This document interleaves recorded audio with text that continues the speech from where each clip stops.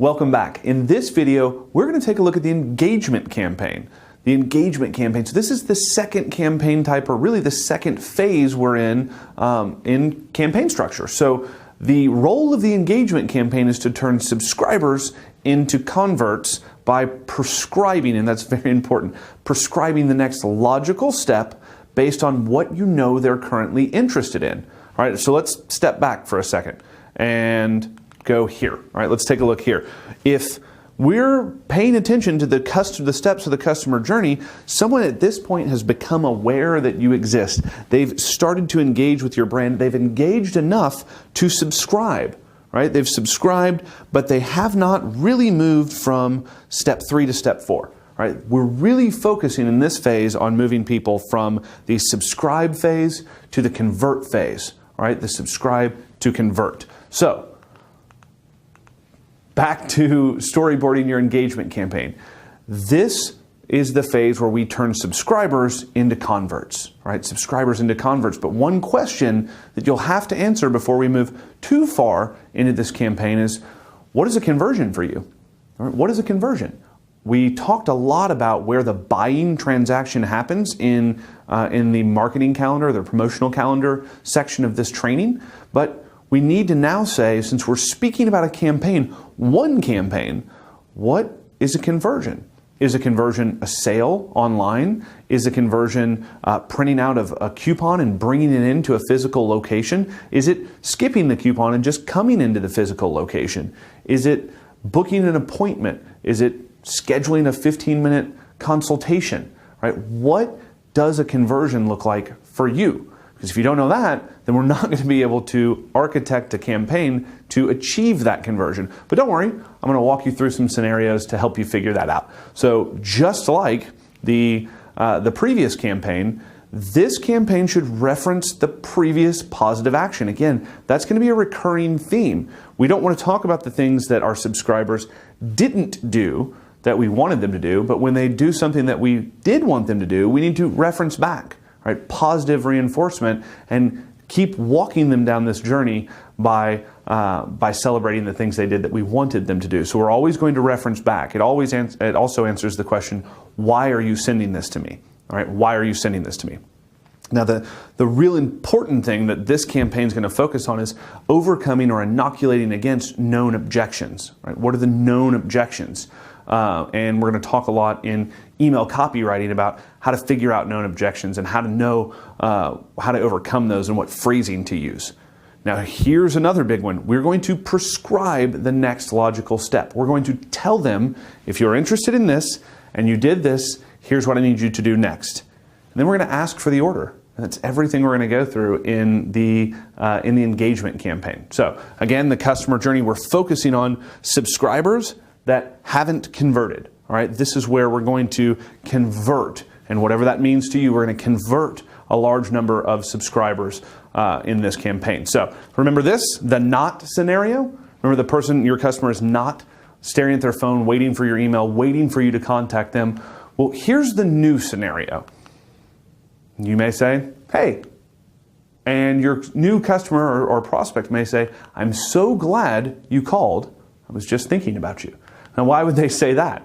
Right? Now that your subscriber knows who you are and you know what they're most interested in because of deploying the indoctrination campaign, now you have to answer 2 questions, right? You have to answer 2 questions for yourself. So question number 1, what's the next step I want them to take? What do I want them to do next? What is that next logical step? Question number 2, and this is a biggie, do I have any reason to believe that they're actually ready to take that step? Now, just because I want them to take that step does not mean that they're ready to take it. It doesn't mean that it's the next logical step in a relationship, right? Always think back and reference email or any marketing to real relationships. So if you were speaking to someone face to face, if it were someone you actually know, someone you actually care about, hopefully those are your email subscribers, but think about it more like a friend or a family member. If they had just met you, if it was a friend, and you wanted them to, or they just met you, they just said hello, they met you at a party, what would the next logical step be? Right? The next logical step in that relationship, if you're asking too much, then we need to take a different route than if your next logical step is, hey, want to hang out tomorrow, right? That may be a logical step and we can ask for the sale immediately. So asking these two questions. Now, I'll tell you, it does hurt to ask, right? It does absolutely hurt to ask. It never hurts to ask, the old saying. It absolutely does. If you ask for too much too soon, it can damage the relationship. And that's just a fact. Remember, email is relationship. You cannot damage a new relationship by saying, hi, my name's Richard. It's nice to meet you. Can I have $1,000? Hi, my name's Richard. It's nice to meet you. May I borrow your car? Right? Hi, my name's Richard. Can I stay at your house this weekend? If we are thinking of normal relationships, if I walked up to you after being introduced even by someone you really trust, and those were my next words to you, you would not start to build trust and like with me. We would not become friends. You would probably find an excuse, walk away, and go as far as to tell one of your friends how crazy I was. Right? The same thing happens in email. Don't ask for too much too soon. So let's go back and look at two possible scenarios in the engagement campaign. Because remember, ideally someone has just subscribed, and these may not always be linear, but ideally someone has either just subscribed, they've seen your indoctrination series, or they've come back to an engagement series from some level of inactivity on your broadcast list. So scenario one, we just met, so I'm thinking we should get married. And your prospect would probably say something like, are you serious? Never call me again. Now, scenario two, coffee was fun. Want to grab dinner? Sure, when? So the question I want you to ask is, which one are you? If you've got nowhere to go but marriage, you need to focus on deploying a nurture campaign. So let me give some examples there. If you are generating and building a list because you're an enterprise level SaaS solution, maybe you're an HR company or a payroll management company, you don't have usually a small entry level sale. You have to go straight for marriage. You have to say, hi, my name's Richard. Would you like to get married? And subscribers don't like that. So we need to focus on a nurturing campaign and remembering, what is a conversion to you? If you're an enterprise level solution, a conversion is more than likely not an online purchase. If you're selling a $125,000 to $250,000 HR and payroll solution, you're not going to have them enter a credit card online. It's not going to be an online buying transaction. It's not going to be something that you send them over to a long form sales letter or a video sales letter or an information page and they click the buy button. It's going to be a consultative sell. It's probably going to be several appointments that lead to that sale. We just have to make sure that the nurture campaign understands what a conversion is, understands the customer journey to get to that conversion, and nurtures them appropriately to move them to each step so that you can make the sale. So again, this could be an enterprise level solution. It could be a luxury item. You could be selling homes. You may be a real estate agent. You could be selling mortgages, right? Or any kind of professional services that it would not be appropriate to say, hi, nice to meet you. Can I offer you this mortgage? Right? Can I run your credit? Now, can that happen? Yes. Is there usually a higher conversion rate if some nurturing is done? Yes. All right, absolutely. And we're going to show some examples of that. So let's go back to this. We just meet and I say something like, so I'm thinking we should get married. And you say, are you serious? Never call me again. It's because we need a nurture campaign. So the first thing, I shouldn't say, nice to meet you, I think we should get married. I should start having a conversation. Nice to meet you. Right? So let's go in and say, in this example, going back to the PR or the PR company, the HR company, or the payroll service. So in this example, someone's just requested a report. Right? Remember, everyone should enter your list on a specific topic or lead magnet. So in this case, the example would be a report on top benefit packages for key employees. Right? If I'm looking to maybe change HR services, or maybe I don't know, but I'm looking for employee retention, I may be open to switching to a HR company or a payroll services company that also offers benefit packs. So if I were to download this report, there's a good chance that I'm a relevant prospect for an HR or a payroll management company, right? So what would happen next? If I downloaded this report, would you just say, hey, great, thanks for downloading the report. So you want to sign up? Average package for your size company is about $125,000. No, you wouldn't. Now, you may be saying that, maybe not that direct, but that may be what you're doing now. And let's go through and see what you should be doing, and hopefully you'll understand on a better way to do it. So let's take an example here and look at a nurture campaign. Now, a nurture campaign is going to start with consumption, right? Consumption of whatever it is they just requested. In this case, they just requested the report on top benefit packages for key employees. So the first subject line I would write to that person, because my goal with this email is to get them to consume. To further this relationship, to start the nurturing process, I need them to consume, to acknowledge that I've provided value in advance, and to cement myself as an authority. So I would send an email subject line something like, "Did you get the report?" Pretty simple, not all that cute, but it's effective because I can reference back to the previous positive action that they took. Hey, yesterday you requested my report, top benefit packages on key employees. Our automation sent that out to you, or the system should have sent that out to you immediately. I just wanted to make sure that you got it. Right? I just wanted to make sure you got the thing that you requested. It's really, one, starting to build up a nurture, making sure that I'm following through with what I promised.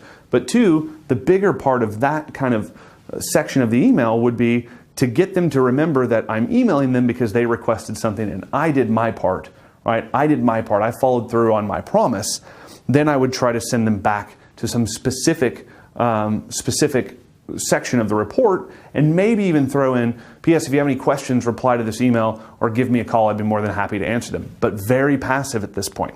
Now, day 2 would also be a consumption mail, but I really want them to consume, so I'm going to be more specific with this mail. So I may say something like, "Worried your best employee is leaving?" Right? I'm entering a conversation that if they've downloaded this report or if they were looking for employee benefits, I know that's probably either something they've thought about or a conversation they're actively having in their head. So I'm just entering that conversation. I know the pain points. I know the reason that someone would be interested in this report, and I'm going to start to speak to them. Worried your best employee is leaving? ? And I'd go in and again reference the report that they requested and that I sent, and some specific sections in there about easy things to set up to make sure that they're maintaining talent, right? They're maintaining and their employees, their top employees are sticking. So again, I'm going to come back with a consumption. This time I would probably lead with something like, "How can I help?" A couple days ago, you requested a report on the top benefit packages for key employees. I sent that over to you. I've sent you my favorite parts via email the last couple of days, and I just wanted to ask you, how can I help? And I maybe would put in a couple of testimonials. We've helped tons of businesses attract and maintain A+ talent, and I'd love to have a conversation with you and figure out how I can help you do the same. Then I would take a day off. Now I would come back and focus on proof, because again, we're trying to walk them down a road of nurturing and relationship building, eventually in this case to set up a call, right? Because that is the conversion if I'm selling an enterprise level solution, whether it's a SaaS or a contract basis. A conversion is setting a consultation on the phone or via like GoToWebinar, online meeting. So I'm going to go with proof and a call to action in the next email. Enter the conversation that they're either already having in their head or they wish they were having, right? What would they wish they could say? Now, in this case, if this is going to be proof, it ideally would be a testimonial, right? A case study from an existing customer. Now, if you don't have that, you couldn't say something like that. But in the event that you had a testimonial, and I'm guessing if you're selling anything, even if you're not asking for testimonials, that you've probably got testimonials and case studies despite no effort on your own. I know we do. So I would say something like, "Now my employees love me." Why would that be a subject line? Why would that catch my attention in my inbox? Because if I downloaded this report, if I was actively interested in that, this is something I wish I could say. It's in quotes. Right? I wish that I could say, "Now my employees love me." I would go into that and say, "Hey, first name," assuming you have that. I wanted to share a success story of one of our customers. I know you're on a journey to create the perfect benefit package for your key employees. Here's a success story of how company X was able to do that and what they had to say. And I would put in their success story and then have a call to action of, I'd love to talk to you about how I can help you achieve these results in your company, and hopefully have your employees saying things like that about you. All you need to do is go here to book an appointment. Right? That's a great email. It's a great nurture campaign. I'm starting to make sure and transition from, hey, I'm adding value up here, to this is working for other people. This is possibly the solution you've been looking for. Now I'm going to go with another email that's just like the next one on day 6. It's going to be proof along with a call to action. And it's going to follow the same principle as the previous one. I'm going to enter in a conversation that they probably wish they were having. In this case, I may say something like, employee retention and referrals are up 300%. Now, if I have a case study or a testimonial from a customer that says that, the person that's interested in this report definitely wishes they could say that. Definitely wishes they could say that. So it would be exactly the same. Here's another great example I found when going through my inbox, and it made me think of you. Check out what this person said from this company. Go into the case study and then go into another call to action. I'd love to schedule time to talk to you to see if we can help you achieve similar results. That word was hard for some reason. Similar results. No obligation, just a quick 15-minute calendar or 15-minute phone call. I know you're busy. Just click here and choose the time that's best for you, and we'll jump on the call. And I promise you, if I don't add any value, if we don't come up with anything, I won't email you anymore. Now, if you're going to email them, don't say that. But if you're not going to, if this is kind of it, then say it. There's no reason not to. Then I would finish this nurture campaign, and look, this is only 7 days. Right? 7 days we're going from I just met you to maybe we should have a phone call, because we know that a phone call is the next logical step in a conversion, in getting the sale. So I would go with something just dead on and say, have you finalized your employee benefits plan yet? Now, if I downloaded this report, that's what I want. That's what I'm looking for. Right? That's what I'm looking for. So if I haven't yet, and I know that you just reminded me, then there's a good chance I'm going to let you help me. So that email would be very simple. Hey, a couple days ago, you requested this report. I sent it over to you. Hopefully you've read it, shared some amazing success stories and case studies. I just have one question for you. Have you been able to finalize your employee incentive plan yet, or benefits plan yet? If not, don't worry. It's okay. It's difficult. Doing this is not easy, and I know because I've done it for over X number of businesses, and I'd love to talk to you about how I can either help you set yours up or at least give you some information that will help you. Book an appointment. Go here. That's it. That is a 7-day nurture campaign that keeps you from saying, hi, my name's Richard. Nice to meet you. Would you like to get married?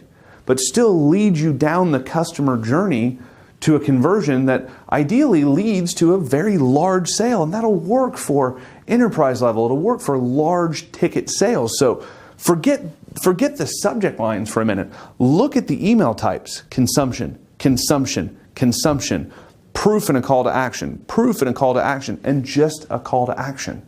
So if you're selling something that's very expensive, and when you capture a lead, the only thing you have left to say is, would you like to get married? I urge you to create a nurture campaign structure like this in your business to walk them down the appropriate relationship building road before you ask for that sale, right? Before you ask for the sale. But that was an extreme. If the next logical step is small and you know they're ready, then you shouldn't go with a nurture campaign. You should go with an upsell campaign, right? If you're leading with a very small item, or if you've led with a decent sized sale, but the next commitment, the next logical step is so small that there's no reason to go into a multi-step sequence to build up want or trust, then you ask for it. So let's look at this scenario again. Coffee was fun, want to grab dinner.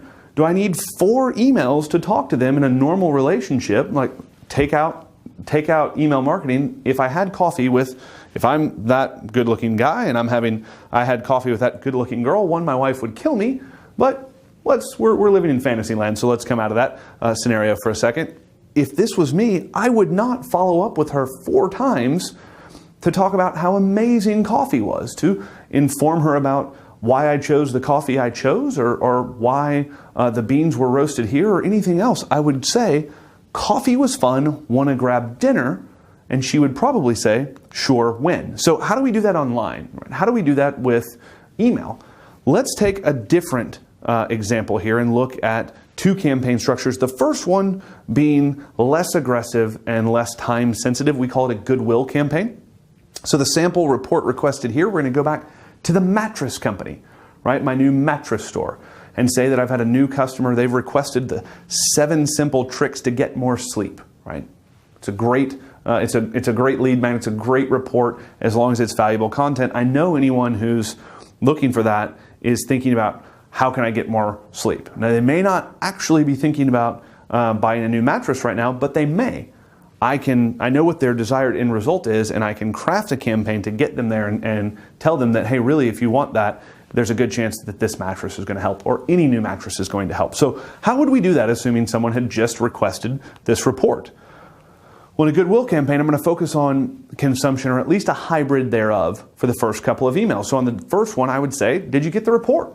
Right? Making sure that I've truly added value in advance. I would probably, in this email, transition a little bit faster over to the call to action. Right? In this case, the call to action may be to come into the store or to use a coupon code on my e-commerce platform. I'm going to take a day off.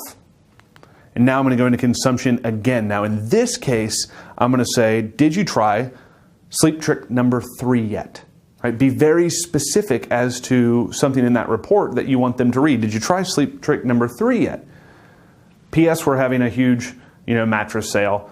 We've got queen size mattresses starting from $95 for, bring this coupon in to see the selection, or click this link and enter this coupon code to see the selection. So in there, I'm going to also start kind of teasing a call to action. Same format here, proof and call to action. I'm going to go back and say, customer testimonial. It felt right to sleep, or I fell right to sleep the first night. I fell right to sleep the first night. If a customer's saying that, then I'm going to say, well, I want to say I fell right to sleep last night. I want to say that. So what did this person do? That would lead into a testimonial, case study, call to action, right? Whether it's go here or come here. Print this out, bring it to the store. Go here, enter this coupon code to see our mattress sale, right? Proof and call to action again, get more sleep tonight, or I woke up feeling refreshed. I woke up feeling refreshed. Again, proof, call to action. You're going to need some testimonials and some case studies here, but you've got them. Surely you've got them. Someone in your company has them. You're just leveraging them. Now we're going to go with a call to action and be very, very specific. 40% off our best-selling mattresses, right? I know they wanted sleep. I'm going to make sure I add some value in advance. We just met. I'm going to show them that this stuff works for other people. Now I'm going to tell them, hey, if you really want more sleep, now's the time. It's a good thing you just found me because we have a 40% off sale going on. All right, that's if you're going to go goodwill and be a little less aggressive. Now, let's talk about if you're going to be more aggressive or if you have a deadline, right? If you have a deadline or some urgency that you're dealing with in your initial upsell campaign, it may look a little something like this. And we call this the throat grabber. So it's going to be more gain, logic, fear-based. So the first email would be gain, get more sleep tonight, right? And that's going to be strictly promotional and have a call to action in it. So it's going to be a gain email. This is the benefit, right? You will get more sleep tonight. I would go in and have that email strictly focused on whatever your conversion is, getting them into the store, getting them to redeem a coupon code, getting them to print a coupon out and bring it in. Whatever that is, this is direct asking for the sale. Logic, the same thing, just a different mechanism. So get more sleep tonight, 40% off our best-selling mattresses. Now, understand the difference between the two messaging here. Logic is the math, right? If I want more sleep, if maybe I believe that what this mattress store is telling me is correct, that a new mattress is going to be the thing that helps me get more sleep, and they're 40% off now, if I decide later they were right and I pay full price, I'm going to feel foolish. I'm going to feel foolish, so logically, I should at least look now, right? I should at least look. Now we're going to go into fear. Because again, this is a throat grabber. This is aggressive. So fear, sale ending soon would be the next email. Another fear, save 40%, only 48 hours left. And another fear, warning, sale ends at midnight. So you see how either the nurture or the upsell and even the upsell tone can be so different from one another, but it's still moving them towards the conversion, whatever the next logical conversion is for you. So when we come back, we'll talk about the next phase, and that's the ascension campaign.